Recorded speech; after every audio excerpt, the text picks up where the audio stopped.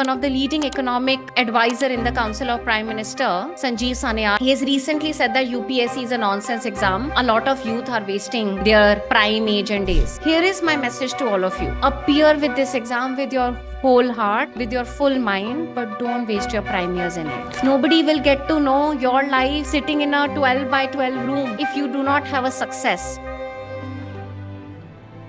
Recently, there is a tweet that has gone viral. A doctor is asking the CEO of some fun academy, you all know the name, asking that I am surprised that the CEO of so-called fun academy does not know that these examinations such as NEET, UPSC, IIT, JEE, etc. are obsolete. They are not creating knowledge. They are just creating a race. And there are just so many people in this country who are participating in this race. Irrespective of what the race is, whosoever will come first, second or third is just bound to become a good candidate. Yes or no?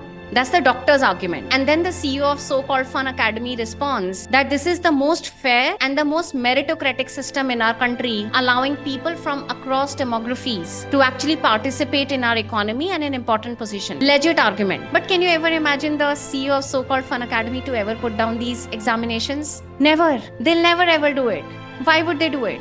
It fills their pocket. There are always two sides to a coin. Always. Similarly, one of the leading economic advisor in the Council of Prime Minister, Sanjeev Sanyal, I was in fact on a panel discussion in Mumbai with him. He has recently said that UPSC is a nonsense exam. A lot of youth are wasting their prime age and days. And contrary to it, a former IAS officer and a bureaucrat responded, we do not want every individual in this country to become an Ambani. I can maybe understand where Mr. Sanjeev Sanyal is coming from. He's a lateral advisor. He has lived his life, his prime years in private sector. Maybe he sees a little inefficiencies. I've been in government. I've experienced where Mr. Sanjeev Sanyal is coming from. But I would not say completely it's a waste of India's youth. So do know that everyone is coming from their biases. Everyone has agendas. With the experiences that I've had, and I may have my biases as well, here is my message to all of you. Appear with this exam with your whole heart, with your full mind, but don't waste your prime years in it. There is so much competition in the market. There are people who miss the cutoff by 1 mark or 2 mark, and you will always miss it by 1 mark or 2 mark. And that loop in itself is a sunk cost fallacy. Do you know what is sunk cost fallacy? Sunk cost fallacy is that you're taking future decisions based on your past decisions. That you have to complete 3 years of your degree program because you signed up for it. Maybe your heart is not in it.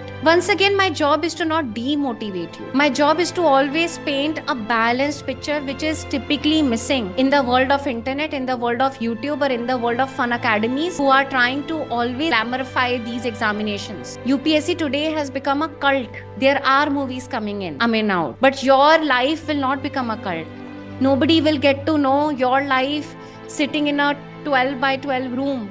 If you do not have a success, people will celebrate success. India is a status-driven society. But at the end of the day, UPSC is nothing but just a job. Alright? Like management consulting is. I have been a management consultant. There are glorified aspects of it. Glorified aspects like I have been in 5-star hotels. I have had good salaries, but there are downsides of it as well. I have worked 14 hours, 15 hours every day. I've clocked 80, 90 hours every week for few projects. So it's a job. Similarly, UPSC is a job. Let's not over glorify it. So as we live in a status-driven society in India where people will always want to play the status game by getting these jobs, we are so much status-driven that in India when someone gets a funding for a startup, we celebrate. People are always looking for approval.